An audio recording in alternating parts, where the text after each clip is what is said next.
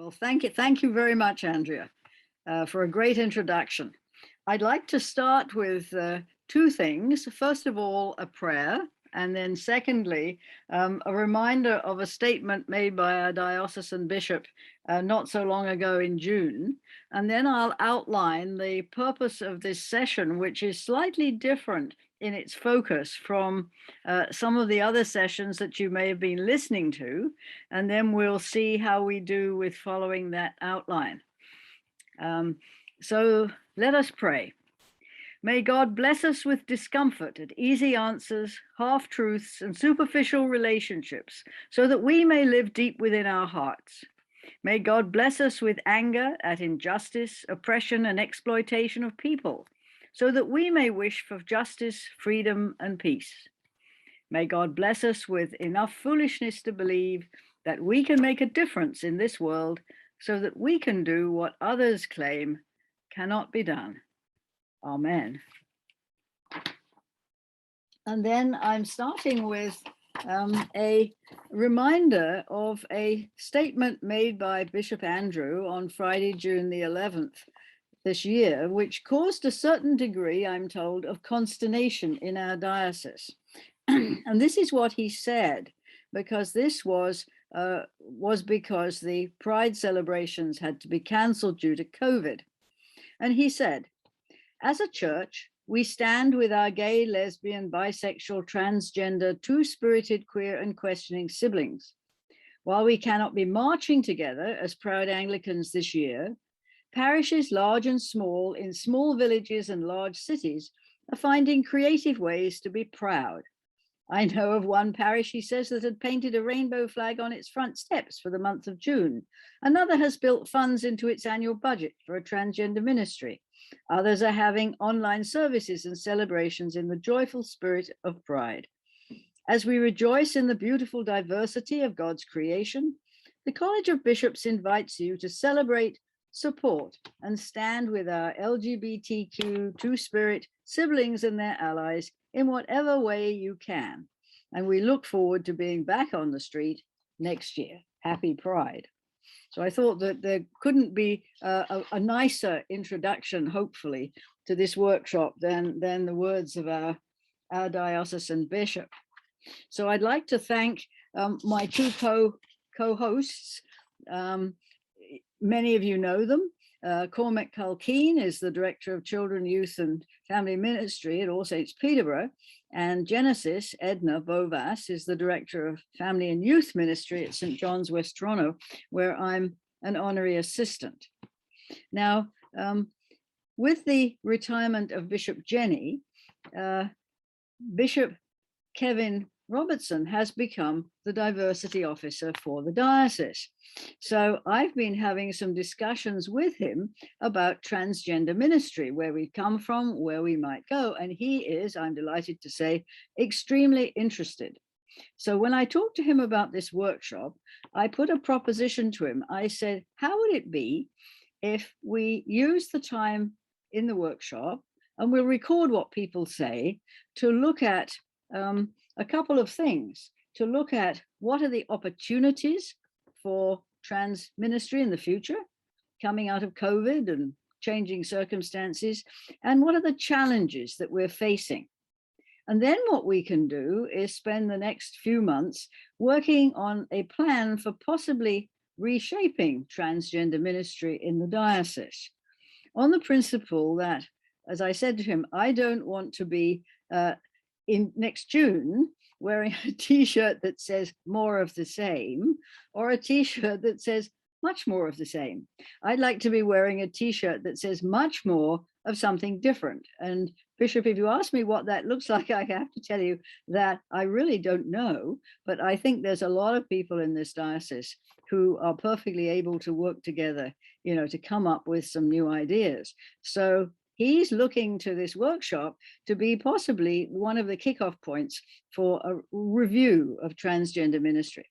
So what we're going to do between the three of us is, first of all, I'm going to give you a very quick overview of what transgender ministry has looked like since it started in 2014, more or less.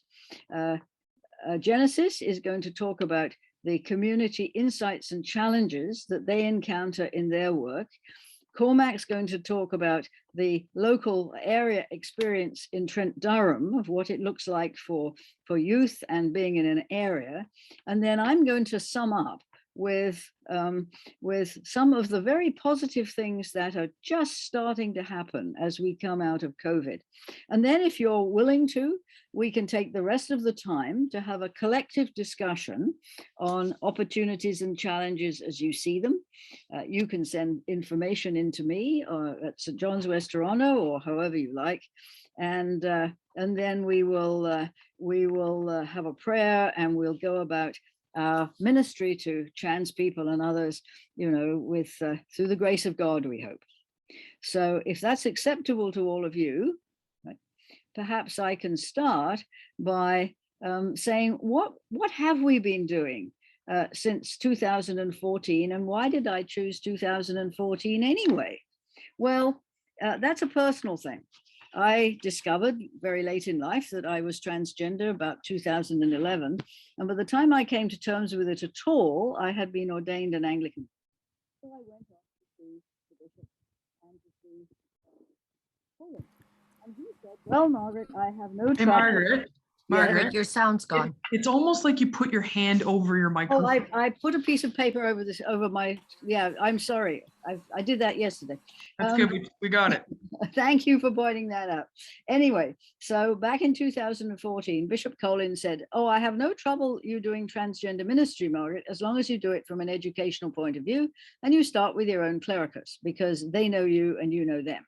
So since then, there have been a lot of activities of a fairly low-key nature across the diocese, certainly not all run, I assure you, by me. But I think I will start by saying, let's just clear up what is the difference between biological sex and gender. And I would explain it very simply. Back in December 1943, a nurse in the hospital in Brighton in Sussex looked me over and said to my parents, Mr. and Mrs. Fleming, you have a lovely baby girl. Okay, that's biological sex.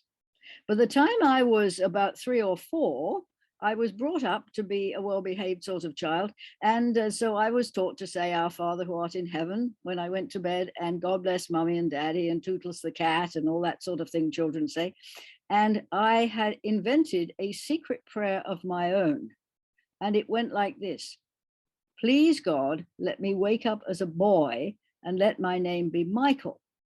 Now, that's a very common thing for trans children to do when they start to realize that they're not actually this biological person that they're supposed to be, a girl.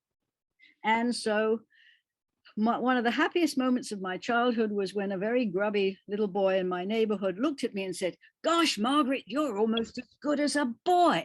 It was one of the happiest moments in my whole childhood. Anyway, and so you come to realize that there is a difference between your biological sex, insofar as you know what that is when you're little, and who your sense of yourself is. And with all due respect to people who think that that sense is socially conditioned, I can tell you that if it was entirely socially conditioned, I would have been the best girl in history, given all the efforts my family put into turning me into a girl. But anyway, so that's a very condensed summary, I think, of the difference between biological sex and gender. And that is still a point of great confusion in many of our parishes in terms of people's understanding. So having said that, what did I start, with help of many of you, actually to do over the last 6 or 7 years? Well, we were very blessed with having Transestaban, a Latino drop-in for Latino trans people run by Father Maurice Francois at Holy Trinity. People have sent people to you and to me for pastoral care for trans individuals. Clergy, bishops phone up and say, could you talk to so-and-so? They're very worried about something. And it turns out to be a transgender issue. Parishes have asked for a sermon and a discussion. We've had an increasing presence at the Pride March with a trans Anglican contingent with our trans flag since 2014. Parishes are starting to have Trans Day of Remembrance services on November the 20th. We had a booth in Allen Gardens for the anniversary of World Pride in 2014. And I've done 3 booths at our synod with handouts of different sorts for people to take away. And we've had film evenings with Generous Space Ministries, the Cathedral, Redeemer, and all sorts of things that people have felt a quiet local need for, including the Cathedral during Pride 2019, who had a 3-day event for anything to do with LGBTQ people. And I produced booklets and bibliographies and notes and sent them off to people that you wanted them. So you've been very helpful in your parishes, and I've had a very warm reception, but I certainly couldn't say that it has covered off anything like the majority of our 185 parishes in the diocese.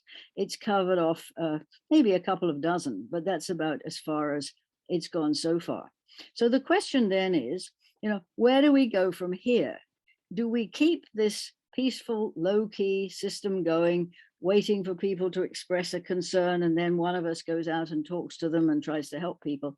Or do we start doing something more comprehensive as a diocese, as we're doing in some other ministry areas? Okay, so that's what we've been doing up until now. And then I'd like to ask Genesis to share with us your observations on what you see in the broader community. Thank you, Margaret. And thank you for, can everyone hear me all right? We can now. Yeah. Can I get a thumbs up? Yeah? Okay, wonderful. Thank you so much. Such a pleasure to be with everyone here. I feel really encouraged to see faces. I feel really encouraged to see little Zoom boxes with or without faces. So don't worry, you don't have to put your video on. Just know that I'm thankful and that God sees you in this moment, and I'm feeling everyone's support. So thank you. So I think when we talk about trans ministry, there's a lot of ideas of what, first of all, what trans means. And then there's a whole idea about what ministry means. And when you put the two together, it becomes really perplexing for some folks. I think in the most simplest ways, I want to actually help us engage in small practices that is already contributing to being that much more inclusive and open to trans people and their experiences, that can then be transferred not only into our church spaces, but across your life. So for example, we're a decently small-sized group here. If folks like, one way to engage in making a more inclusive space for trans folks in the most 101 ground level way is pronouns. You can start with sharing your pronouns and then asking for someone else's pronouns. And that's a very standard way in the community that, it's not a big deal to say, hey, I use they, them, he, him pronouns. What pronouns do you use? And if we slip up, that's okay. We just say, sorry, or just, use the right one in its place. So I kind of want to practice that. And one way we can even do that right now over Zoom is actually to add our pronouns to our name on Zoom. That itself, as you can see, for some of us, we've done that. That itself is a sign that this is a space where we can share that part of ourselves. and that it's accepted, it's normalized. So if you want to join me, I'm gonna put my pronouns in right now. If you go to the top of your Zoom box where your face is, and you go to the right hand corner, you're gonna see two buttons, one that says mute and one that has three dots. You're gonna click those three dots and you're gonna scroll all the way down to rename. And then you're gonna put in your pronouns. I'll put mine in right now. No worries, no worries. This is just a small exercise. There you go. So if you're able to do that, feel free to do so. And the reason I just wanted to kind of get us to think about this very small practice, this entry level practice of pronouns, is because these are the building blocks for something that is much larger. So, for example, do people feel that trans ministry is urgent? When you hear trans ministry, do you hear or feel an urgency? Are you surprised to hear me use the word urgency? If folks want to comment in the chat, feel free. If you'd like to say something in response, feel free. What do you hear when you hear the urgency of trans ministry?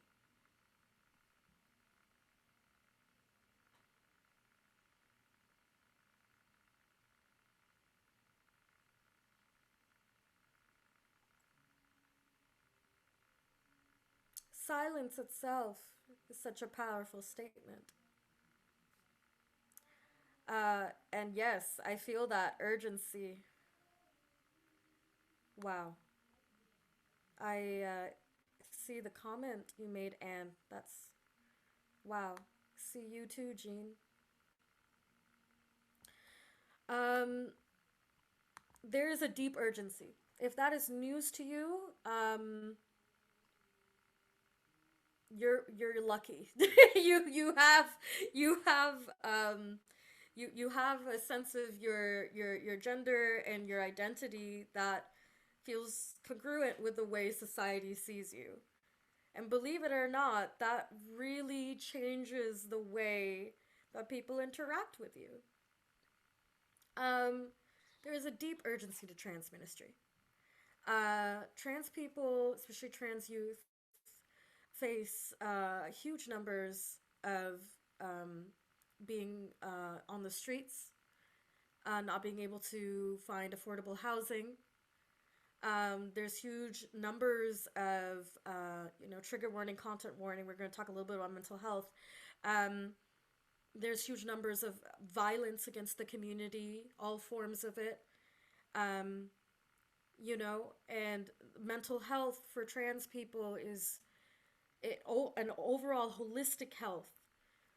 All of these things are something that we as trans people have been able to find support in our own ways, through our own resiliency, and through those trans ancestors who have come before us, who have paved the way. And, where is the church in all of this? Where is the church in all of this? What are simple, practical ways that the church can be involved in trans ministry? Does your church have a rent relief fund? So many trans folks, especially here in the city where I'm located, in Toronto, it's hard out here. I personally know trans friends who are very much facing the risk of homelessness, and my house has been a spot for many of them to rest. And my space itself is small.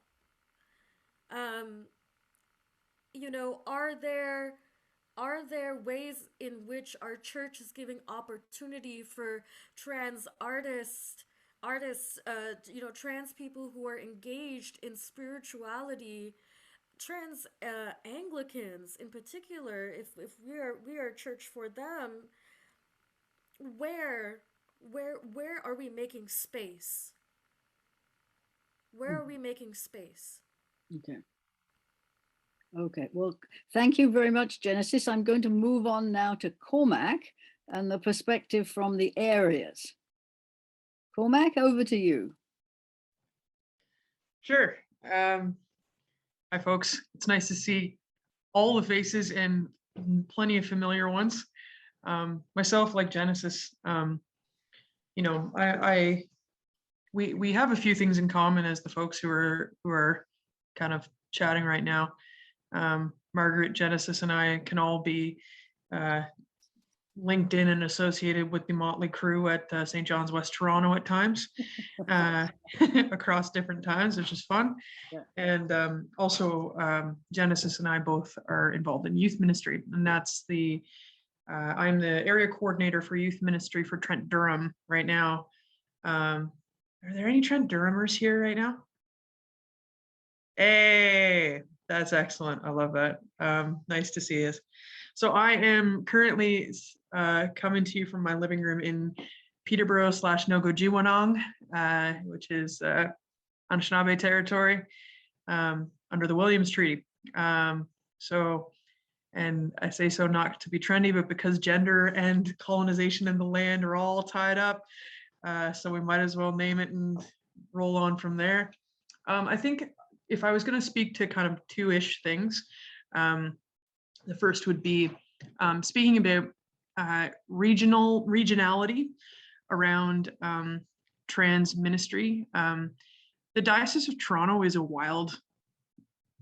just such a wild mix of different kinds of parishes, different kinds of experiences, and different kinds of Anglicans.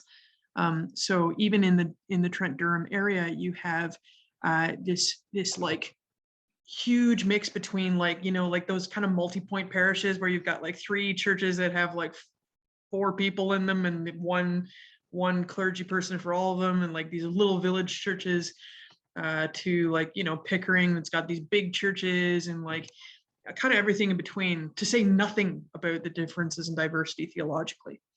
But what I can say about that is that what is interesting for me, being in a more rural place now in my ministry, is that something that I experienced when I was a teenager, when I was interacting as a youth with youth ministry, is that especially in places that are smaller, youth ministry is a vitally important social space for young people. And often the nice thing about Anglican congregations in villages and in small spaces, or even in cities that are just like Peterborough. Peterborough is not actually a village, it just kind of acts like one. And it's a city actually, but it's just kind of just far enough up the 115 so that it doesn't have like Toronto. It's not part of the metro, right? So but there's this kind of element of necessity, and like how much of a big splash an effective and welcoming congregation can make in a community, and indeed in the lives of trans people. I think that one thing that I've learned a lot of, and in conversation also with Genesis, whose perspectives I really value, is this idea that sometimes I think that we think that trans ministry is separate from other kinds of caring ministry or other kinds of justice, when in fact it is not necessarily. You can't talk about trans inclusion without talking about like other forms of oppression, and how it is that they intersect, especially on and around trans bodies. Like if there are many trans people who are racialized, and so like those two things are going to intersect in this way that like is really significant for trans people. Like often class is a major issue, like around like so you'll have people who are trans who then are like kicked out of kind of the capitalist system because they, people won't hire them. And then if they're experiencing like other oppression on top of that, it just stacks and stacks and stacks. And it's not 1 + 1 + 1. It's like some sort of like gradient Venn diagram with it, where it all kind of multiplies much more than I think people necessarily realize. So in a rural space or a rural-ish space like Peterborough, it's amazing like how much of big impact an individual can make in a parish context. So if you in your own parish, your learning and your desire for justice and your desire to reflect the unconditional love that God has for all trans people, like that will make a difference in your parish, and your parish will make a difference in your community. And that is true of urban spaces too. Don't get me wrong. It's just that right now I'm in a rural space and it's like, whoa, I see that, like it makes a difference. Like it's a life and death difference, especially for trans children and youth. The other thing is that that I wanted to also talk about, just to throw it in there, is that often when we are talking about trans ministry, we are talking about trans exclusion and trans oppression, and we miss out on trans gifts and trans joy. I'm blessed to be trans. I'm so blessed to be trans. I love being trans.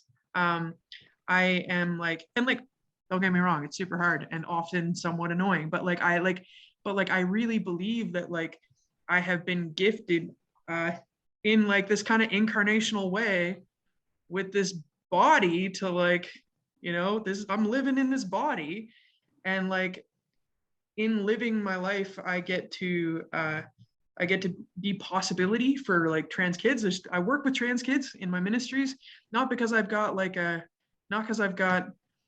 specifically trans ministry, but because when you are being trans, parents with trans or gender independent children will be like, oh, this looks like it's probably a safe space for my kids, and that's rad.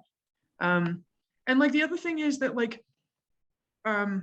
trans people, and I'm using the term broadly, are spiritual beings who already have a connection with their creator, right? Who already are beloved by God, and God is already with them. The question is whether we will be in alignment with that holy love that God already has for trans, non-binary, two-spirit people. So I think that when we're talking about trans stuff, we also got to talk about the joy, and the creativity and the possibility, and even the cultures of trans communities, which are a gift, and which are a gift, certainly a gift to the church. And so it's not it's the church has and the trans folks don't. It's there's this beautiful possibility of reciprocity that I don't want the church to miss out on, so I think that's kind of where I'm at with that. I don't know if I have anything else to say about regional stuff or even youth stuff, except that trans youth are awesome and they'll blow your mind 3 times a week and twice on Sundays. Okay. That's that. Lovely. Thank you very much. I'll just share with you the happiness on my one of my granddaughters. She was off at university, and when I came out to her, she said, "Oh, it's fantastic." She says, "Now I have a trans gran." And so she went around telling all her friends at Queen's she had a trans gran. I thought that was pretty nice. Anyway, let me just wrap up our part of this session by telling you some very encouraging things that you may or may not know about that are actually happening in the Anglican Church of Canada. The first one, of course, is this conference, this session now.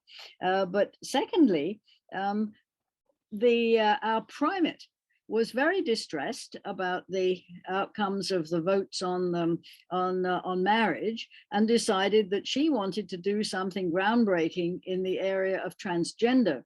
So Eileen Scully, who heads up faith, worship, and ministry at the National Church, is preparing, with the help of a group of people, some of us are involved, to come up with trans liturgies for trans life events, when people change their names, when people change different aspects of their lives, and so on. This has cleared through through the Faith, Worship and Ministry Committee nationally. It's going to go to the Council of General Synod, COGS, in November. And if we're very fortunate, it will clear National Synod in 2022. So there will be an explanation out there of what being transgender is all about. And there will be liturgies that can be used in churches.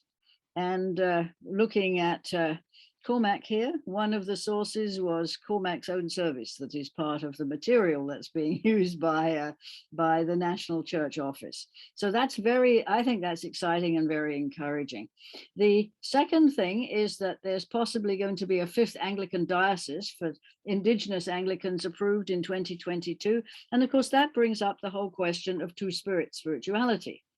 Then we have an outstanding request from new clergy that came to nothing when COVID struck, but the new clergy were saying in their training, well, where is our gender training? Where's our gender training? And Joyce Barnett, bless her heart, and I were going to put on a session, except that it got cancelled as a result of COVID. So there is a demand from new clergy who are saying, don't ignore this stuff. Where is our training as part of our ordination process? There's Transgender Remembrance services coming up very shortly this month. The United Church has redone its Affirming Ministries program as a model, for an inclusive model for its churches that we might want to have a look at. And then coming out of the process that some of you may have been part of, which is the ABAR process, the process for coming out of the Intercultural Committee, anti-bias and anti-racism, I'm told that several of the sessions, they started getting into the question of gender and transgender issues. Some of them tell me that it wasn't talked about at all. Others tell me, well, we spend a lot of time in day 2 talking about this. So there is an inherent interest and movement, I think. I like to think of the Holy Spirit within our Anglican diocese and beyond to help us to become more inclusive of LGBT people, two-spirit people in general, and trans people in particular. So I see some lights going on in all sorts of different places. And then the question is, which I put out at the beginning, which is, where do you see the opportunities and where do you see the challenges? What do we have to suggest to Bishop Kevin that he think about as he thinks about, as the diversity bishop, taking the whole question of transgender ministry into the future? Should it look like what it's been? Should it be something different? What would you like to see in terms of the Holy Spirit working in our parishes? So can I throw that open for discussion? Are there questions from this first round? Or maybe we should deal with those first. Are there questions in the chat or elsewhere that you'd like to raise? I see Anne's hand up. Anne's hand, okay. I just want to say thank you to the 3 of you for all of the work that you're doing. I'm really excited that so much is happening, that you're getting, that you 3 of you are players in making things happen, because I was really discouraged with the vote. And when the vote happened, I didn't go to bed that night. I went on the website and I got the email addresses of all the bishops, and I didn't go to bed until I wrote all the bishops. And I said, the Anglican Church and you people who voted against this are on the wrong side of history, just like you were when you didn't want women to be ordained in the 70s, because we know how long that took. And you're on the wrong side of history with residential schools that we still need to atone for. So I said to them, I can't wait till some of you retire and we can have this vote again, because when you're gone, hopefully enough other people will be able to vote the way I want. So my question is, how do we get another vote? Because I think some of them have left, some of the. So I know that's not our thing for today. And if you don't want to answer that, that's okay, because I don't want to derail where we are, but I just want to know, how do we get another vote? Because our church, how can we be saying we're supporting people when our vote said to the public that we don't? I can't answer that because I don't know the answer. Andrea, do you know the answer? I was going to say, can we put this off to one side Absolutely. and come back to it if we have time at the end? Is that all right? Absolutely. I don't want to derail anything. So please, let's put it aside. But I just want to put that out there. But thank you for, I want to go ahead with a trans family member. I really want to go ahead with our other work. Well, blessings on you for writing to all the bishops. Thank you very, very much. Very much. I'm seeing Dawn's hand now. Yeah. Okay. Dawn. Thank you. It's so good to see all my St. John's friends.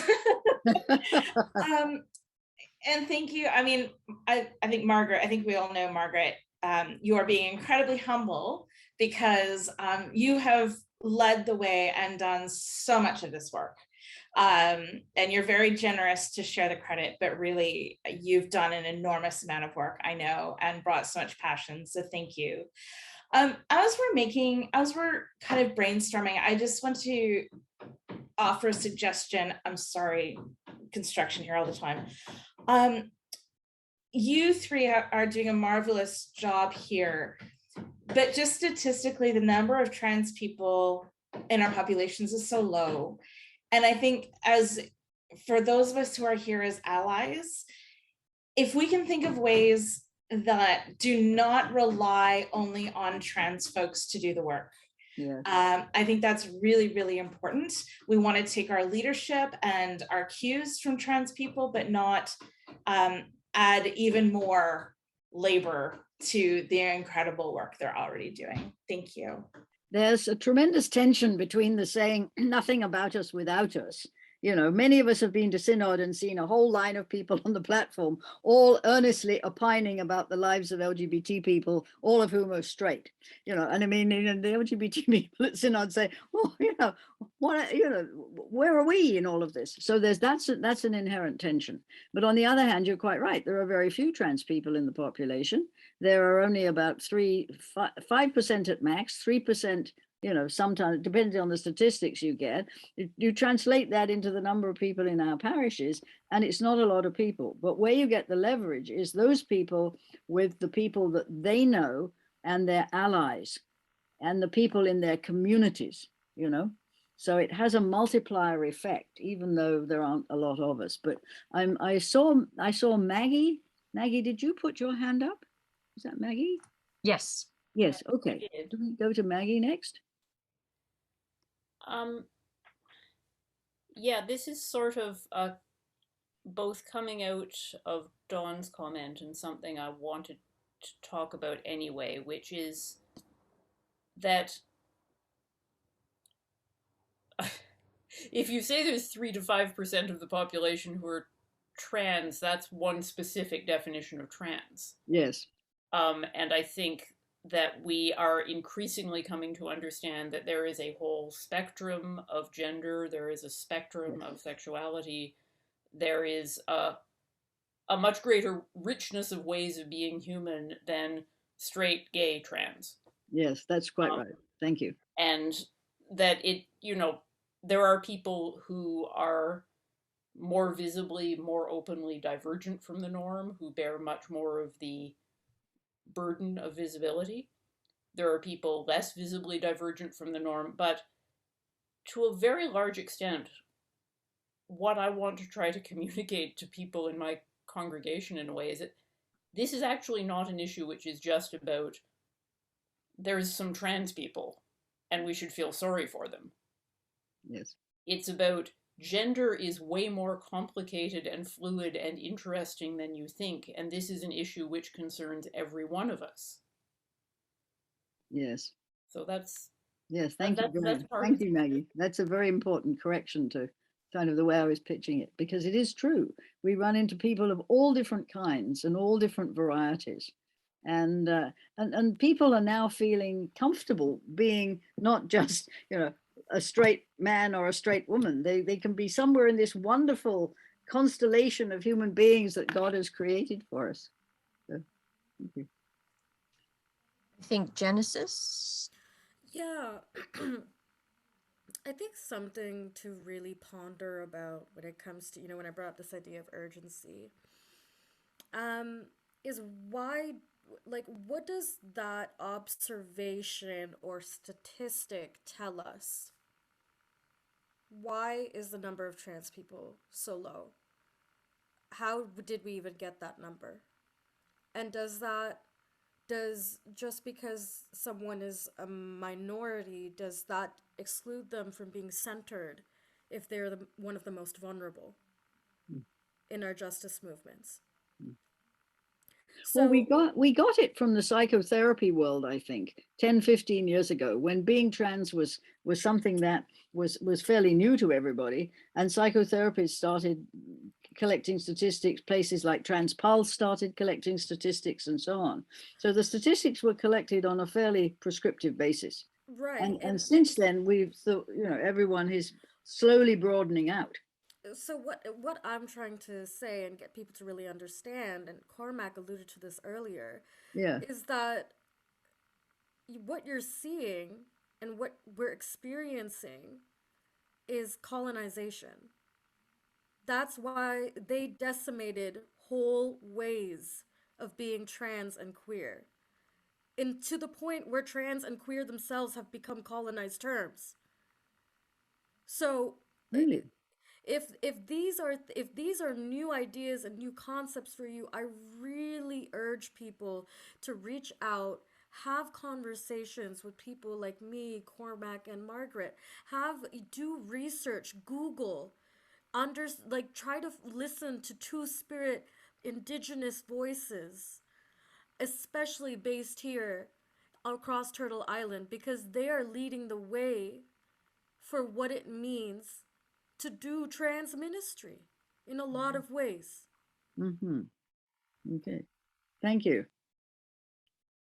Have we got some other questions or comments? Yes, we have Lynn's hand is up.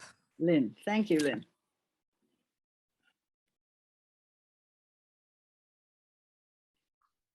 It helps if you're unmuted. Thank you, Margaret. I wanted to go back to a comment that Maggie made a few seconds ago about the diversity of our population. I live in Fenelon, which is an hour from Peterborough.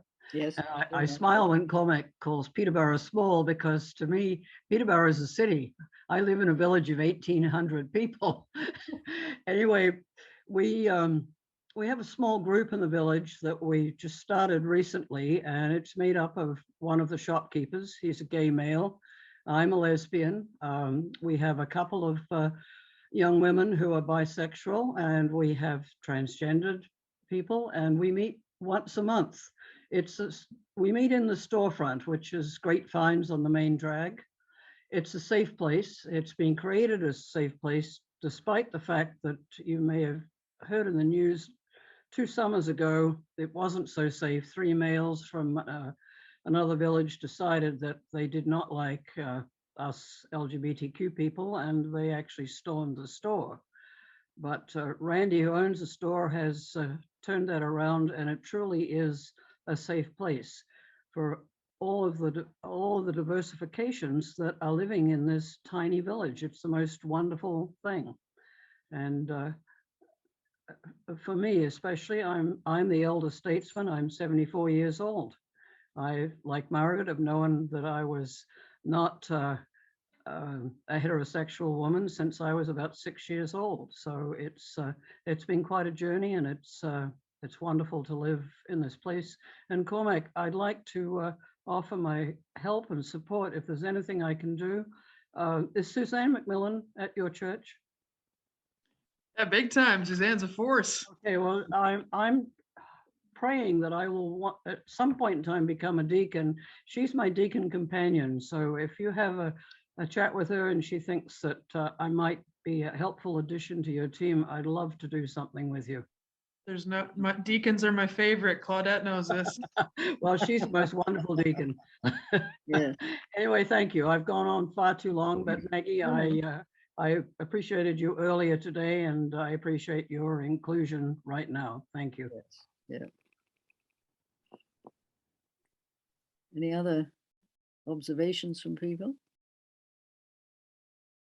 I'll put something else on the table, and that is that one of the things on the negative side that we shouldn't underestimate, I think, is the genuine fear that trans people and intersex people and people of various gender configurations have of actually going to the working group that I'm, the national working group that I'm on. We have young trans people all across Canada, and they say to us, please do not put our names on this document. The church is, our church is the only place I can feel safe, and I want to feel safe in the church. I want them to celebrate my life events without having to have some formal liturgy somebody put on a shelf.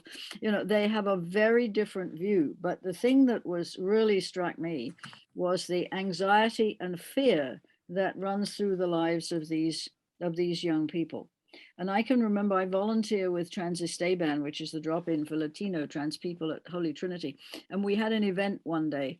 We invited a bunch of people that might like to come for supper. And there was this person sitting next to me. And all of a sudden, I realized that this person was weeping and shaking from head to foot. And I said, what is the matter? And the person said, I can't believe I'm sitting on church property. I'm sitting in a church building after everything they've done to us. I can't believe I'm here. And the person was weeping and shaking. Now that's the most extreme reaction that I've encountered, but it told me something about, you know, it's not just a question of inviting people to come on Sunday morning and being nice to them. I mean, I'm exaggerating. There is a profound fear of religious organizations, church buildings, church services that runs through very much of the trans community. And it's very difficult for them. And, you know, they, one of the great things that MCC, Metropolitan Community Church, has done is they've managed to overcome that. And there are churches listed in my booklet, which I'm very proud of. I've just done the 4th edition of this, which are places that I know that are trans-friendly faith communities, because I've worked with you all, and there are many more, I'm sure, that aren't in this. But it's a real problem to persuade people to become involved because of the experiences, you know, that they've had. So anyway, I don't know whether you've run into that, but I certainly have in terms of what people have said. Okay, somebody's hand's up. Yes, I just wanted to say, and this is going back to a point that Genesis made, the baby steps. I think a lot of parishes may feel that they are, you know, trans inclusive, or they would be if they knew anyone. But when people come and they hear that relentless brothers and sisters language, yes, you know, we have to get people hearing hearing the words that come out of their own mouths again. I think that's one of our issues, that we have these stock phrases and we just roll through them as though they were meaningless. And, you know, brothers and sisters was meant to be inclusive in the first instance, as was, you know, male and female, you created us. But that has to sound like a slap in the face to an awful lot of people. yes. And that's part of an even bigger issue, you know, bigger than trans issues, around how we understand the words of our liturgies. If we actually recognize what we're saying, we're often going to be prompted to find other ways to do it. And rather than tell people necessarily, these are the phrases you will use, I think on a deeper level, we need to get people thinking about the religious language that we use, and that's around issues of race and class and all kinds of other things. Yes. So in a way, this conversation can help open the doors to a much broader intersectional conversation of the kind that Genesis was talking about. Yes.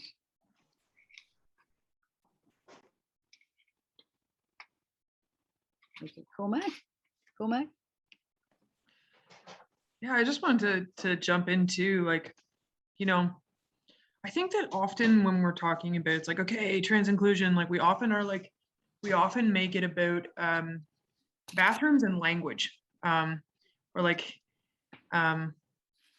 listen, bathrooms and language are super important, but I think it's also important to name that when we're talking about pronouns and we're talking about brothers and sisters stuff, we are talking about English specifically, and not every language genders in the same way. Not every language pronouns in the same way. Like I've got like 2.5 languages. My French is okay, but my ASL is pretty good. And in ASL, pronouns aren't gendered at all, and it's not something that like something that deaf people like had a committee about. Like it's not like they were like we should make this more inclusive. It's just that a feature of the language is that pronouns are not gendered. Other things in the language are gendered, but pronouns aren't, for example. So there are conversations in ASL that are happening about like things that are gendered, like so typically, so bottom half of the face is feminine, top half of the face is masculine. So like this is like mom, this is dad, and so people are like, no, like I want to be like some sort of like gender neutral parent, but that's spatial because it's about language, right? And so like we talk about in the chat, we're kind of going sideways about like the term two-spirit or anything like that, and like there are lots of amazing terms and like not just terms, but like conditions of being that are possible in other cultures. There are third genders, there are fourth genders, there are genders that like actually aren't necessarily part of like the like British North American English speaking imagination, but absolutely exist in the world, right? And so like, you know, it's like I just like want to say that's like, okay, in a multilinguistic, multicultural diocese, there are things that we can actually learn from each other as Anglicans that if we just don't necessarily take into that, where we're like, okay, so like if we're having this conversation about language, we're talking about English. And like, what are the possibilities in English to be inclusive? What are the possibilities in other languages that are spoken in parishes in the diocese? That's important. And I was going to say something else, but I got excited. So I'll leave it there. Yeah. Well, in liberal Judaism, there are 4 pronouns, right? In the Pacific, there are typically 3 pronouns, as there are in India. The most systems of pronouns I've come across in my reading are some First Nations communities have 7 pronouns, including one of which is two-spirit, which is an individual who is a combination of male and female and who is the spiritual leader of the community and who is more senior than the chief. And that's why I mentioned the importance of creating a new Indigenous, a new First Nations Indigenous diocese in Canada. Who knows what are they going to do? Are they going to be a lead for us? Are they going to show us new ways of expressing their languages and so on and so forth? It's really interesting when you look at other cultures. Okay, yeah. I'm seeing Cormac's hand still up and Genesis and then Maggie, I think. Okay. I got excited. I wanted to jump in again with the thing that I remembered. I was talking about language. I was talking about bathrooms. Oh yeah, this is something that I feel like Genesis has also said this before in other places that are not this place, but like about the English and the bathrooms and the stuff like that stuff's important.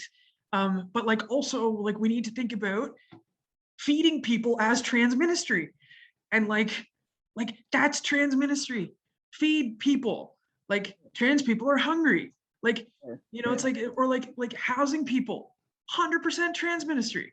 It's like your like breakfast program like has every opportunity to be trans ministry. It probably already is. It's not like there's like a trans person checklist at the door for your hash browns. You know what I mean? Like, and like, so like that stuff is actually super important to be like, when we're thinking about trans ministry, it's not like sitting there being like, okay, cool, we got to order our flags before the next pride. You know, it's that's something, but it's like feed the people, pray for the people. You know, like prayer is trans ministry. Like, you know, pray for people. You know, yeah. So that's the thing I got excited about. I'm going off. Let's go. Yeah.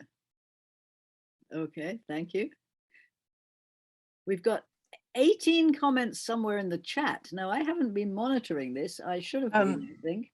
Yeah. Well, it's been various comments on the presentation and on some of the questions we've been discussing. I don't think at this point that there's anything that needs to divert the flow of our conversation. Genesis was up next. Okay. Yeah, as we've been talking, we've been using a lot of different language that may be new or maybe unfamiliar to folks. Terms like intersectionality, terms like colonization, terms like decolonization. If these terms are ringing new, um, that's to me that's a signal that maybe there's more reading, more listening, more work to be done. So there's a better level of engagement that everyone, regardless of your gender, can then engage in this conversation. So I would really encourage folks, as you're hearing us speak, note down some of these terms and be like, oh, I'm going to look that up later. And, in terms of, what are what's happening now? What's practical ways you can help support trans folks in the ministry that's happening right now? Well, here at St. John's, West Toronto, we're going to be holding a Trans Day of Remembrance service that will also be not just commemorating those we have lost in the community to violence, but also celebrating trans joy and resilience. And in order to do that, we need to make space for trans people themselves to minister to us, right? And Cormac, touched on this a bit. Like, in what ways is transness not only valued as sacred, but in what ways are we engaging with it so that we are learning from the way God shines through each of us, right? And so one of the things that comes to mind is, for example, like, we wanted to have some trans musicians come and play at our service, and there was this question of, well, how much do we pay? And I think for me, one of the big things that came out of this wonderfully fruitful conversation was the depth of understanding about what it actually means to be trans in a church space. Especially in a church space, regardless of whether it's, St. John's or it's just a general church space, right? It is a radical act. And it is charged. And especially on a day like Trans Day of Remembrance. So I see some beautiful suggestions in the chat that Cormac put down. For example, affirming pastoral care, right? Fair pay, right? Generous pay. Oh Lord, yes, I did suggest that too. I was like, I know we do 150, but maybe you want to up that a little. And if we can't do it, maybe we can fundraise. So then, and if you'd like to donate. These are small, practical ways. If we're gonna get people in the space, is it accessible? Are elevators working? Right? Like, these things all matter. Yes. Yeah. I was fortunate when I first started down this road that we had Canon Doug Graydon in our church, and he knew of a very obscure fund at the diocese, and he managed to get us $3,000, $1,500 one year, $1,500 the next. And you know what some of it went for? Some of it went for subway tokens for trans Latino people to come to the Transis Staban drop-in down at Holy Trinity, because unless you gave them subway tokens, they couldn't come, because they couldn't afford to come, and it was too far for them to walk. Now, me handing 60 subway tokens over to Father Maurice every so often doesn't sound like a lot, but it made a difference to those people. So thank you. I see Jean's hand up and then Dawn's. So this kind of follows on from what a couple people said about the act of being trans in a religious space. And I guess my context is I'm a teacher at a school that has some Anglican affiliation, but most of the folks at the school, honestly, are not Anglican, and a lot of them are not religious. And we have an ongoing discussion about whether events like Trans Day of Remembrance or Truth and Reconciliation Day should take place in our weekly chapel or not. And it's quite a heated discussion, and I would love to hear what some people would like to say about that.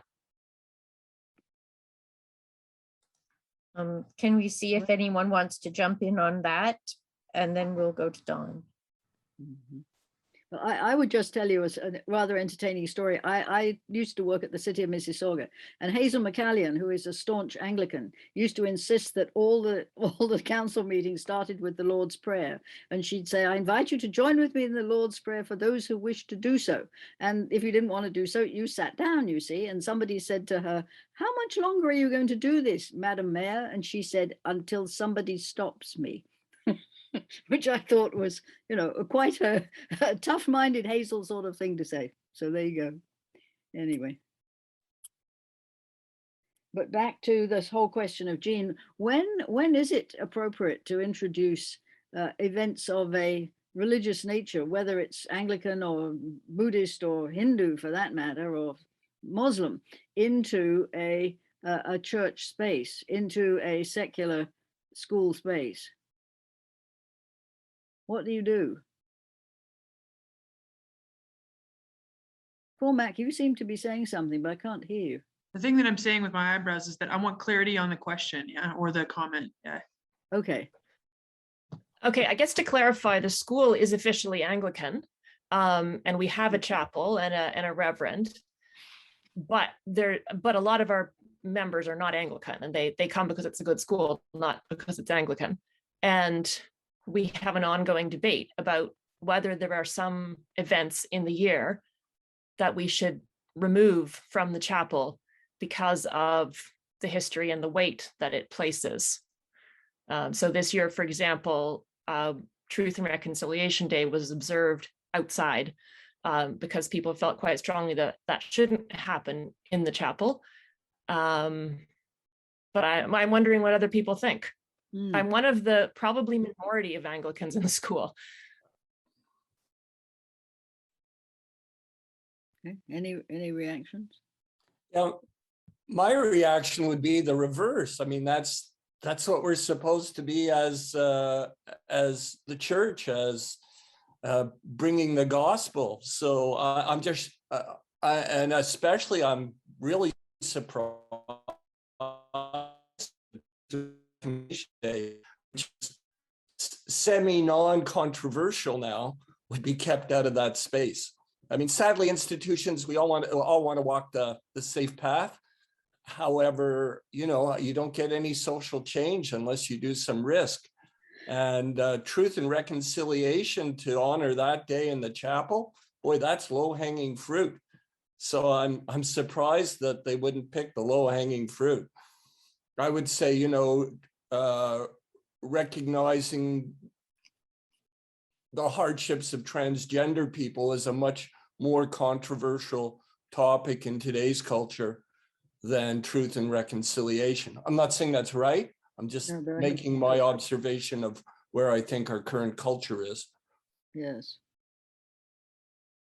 I'm unmuting to say that apparently the host is frozen, and there are people queued up with hands raised. So the people with hands raised maybe should speak rather than people jumping in. The host Oh, sure. is frozen right now. Thanks, Maggie. I didn't realize that. Okay. All right. It's not clear to me. It's not clear to me which hands are replying to Jean and which are new, different comments. So maybe.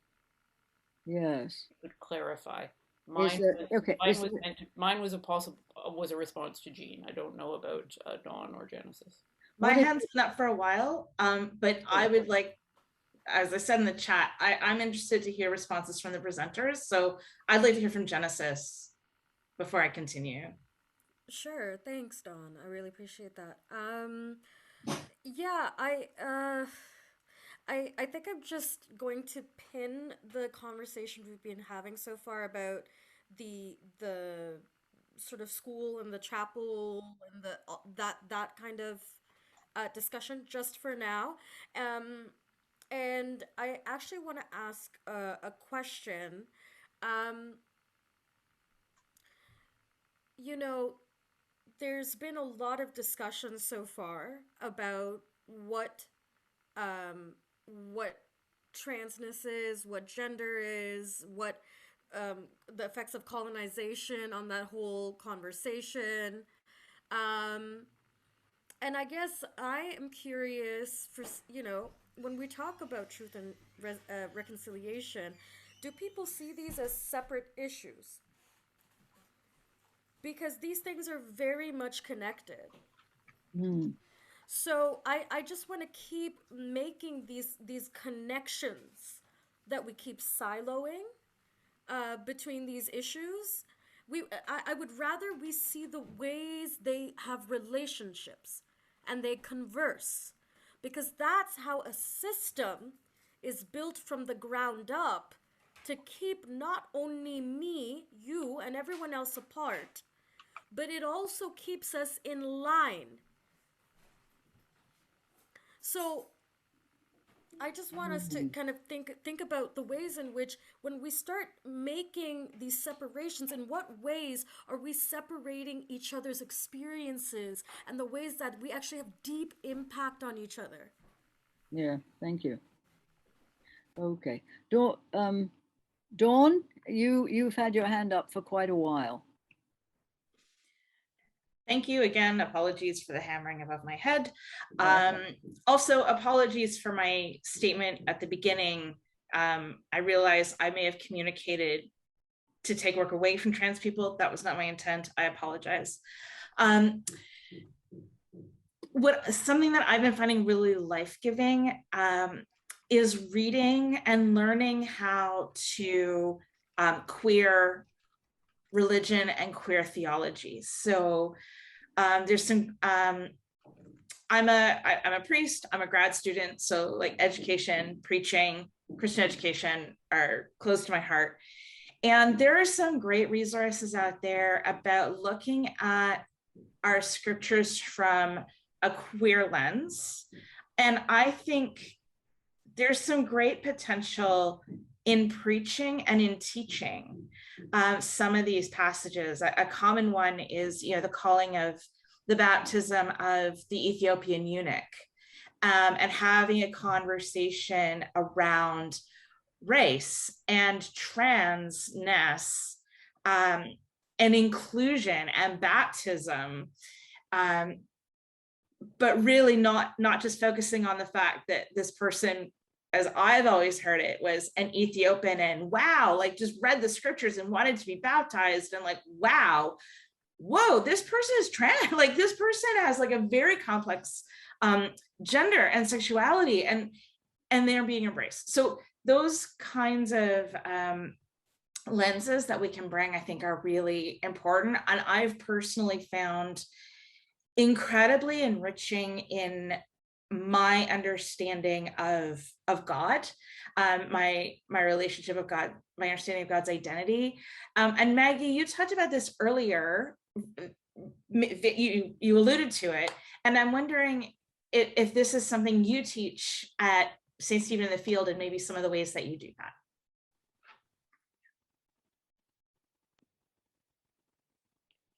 Okay, that was a direct question to me. I don't know what the appropriate protocol is. My only concern at the moment is that we've got about 2 minutes left of this session. So Maggie, would you be comfortable responding offline to the? Sure, I would quickly like to address, I've been waiting to address Jean's question. Okay, all right, go ahead. Really interesting complexity here, which is I fully understand wanting to move those ceremonies out of an Anglican space, and the sense that there could be harm to people in doing it in an Anglican space. The problem is that can erase church complicity. Yes. So maybe what you need is two things. Maybe you need a service outdoors, which is not in the Anglican space, which carries hurt for a lot of people, but also specifically in the Anglican space for people who identify with that space, a service of repentance. Yes, That's all I had to say. thank you.